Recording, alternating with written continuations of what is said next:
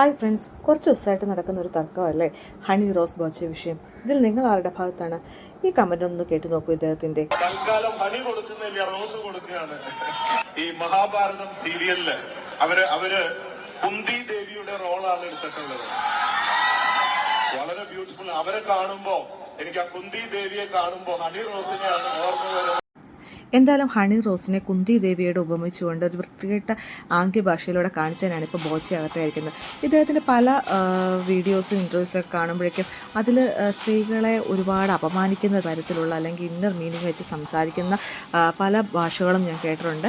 അതൊക്കെ വളരെ ബോറായിട്ടുള്ളൊരു കാര്യം. അന്നേ ഞാൻ ഓർത്തുണ്ട് ഇതെന്താ ഇയാളുടെ ഒരു വിഷയത്തിൽ ആരും ഇതിനെ ഒരു നെഗറ്റീവ് പറയാത്ത അല്ലെങ്കിൽ ഇയാൾക്കെതിരെ കേസെടുക്കാത്തതെന്ന് ചിന്തിച്ചിട്ടുണ്ട്. എപ്പോഴും വളരെ മോശമായിട്ടുള്ള രീതിയിലുള്ള കമൻസാണ് ഇദ്ദേഹം പാസ്സാക്കാറുള്ളത്. അപ്പോൾ ഈ ഒരു വിഷയത്തിൽ ഹണി പ്രതികരിച്ചതിനോട് 100% യോജിക്കുന്നു. അത് വളരെ കറക്റ്റായിട്ടുള്ള കാര്യമാണ്, കറക്റ്റായിട്ടുള്ള ഡിസിഷൻ തന്നെയാണ് ഹണി റോസ്.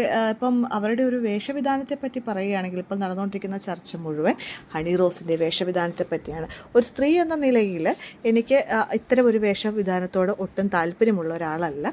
അതുകൊണ്ട് തന്നെ എനിക്ക് ഇങ്ങനൊരു വേഷം ധരിച്ച് പൊതുവേദികളിലെത്തിനോടും താല്പര്യം ഉള്ള ഒരാളുമല്ല. എങ്കിലും വേഷവിധാനം വെച്ച് ഒരാളോട് ഇത്തരത്തിലുള്ള കമൻറ്റുകൾ പറയുന്നത് മോശം തന്നെയാണ്. ഹണി റോസ് അല്ല, അദ്ദേഹം വേറെ മറ്റു പല മാന്യമായ വസ്ത്രം ധരിച്ചു പോകുന്ന പല സ്ത്രീകളോടും ഈ ബോച്ചെ ഈ ഇത്തരത്തിലുള്ള കമൻറ്റുകൾ പാസ്സാക്കുന്നത് കണ്ടിട്ടുണ്ട്. ഇപ്പോൾ തന്നെ ഈ ഒരു അദ്ദേഹം പറയുന്ന ഒരു ഡയലോഗ് നിങ്ങളൊന്ന് ശ്രദ്ധിച്ചു നോക്കി.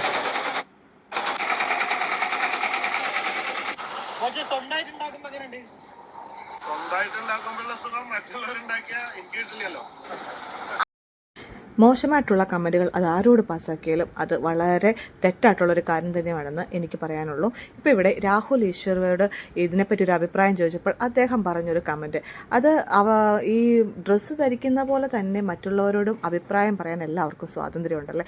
ആ ഒരു കാര്യമാണ് ഇവിടെ രാഹുൽ ഈശ്വർ ചെയ്തിരിക്കുന്നത്. അദ്ദേഹത്തിൻ്റെ പല കാര്യങ്ങളോടും നമുക്ക് വിമർശനമുണ്ടെങ്കിലും ഈ ഒരു കാര്യത്തിനോട് യോജിക്കുന്നവരാണ് കേരളത്തിലെ പലരും എന്ന് ഇദ്ദേഹത്തിൻ്റെ താഴെ വന്ന കമൻറ്റിൽ നിന്ന് നമുക്ക് മനസ്സിലാക്കാൻ സാധിക്കും.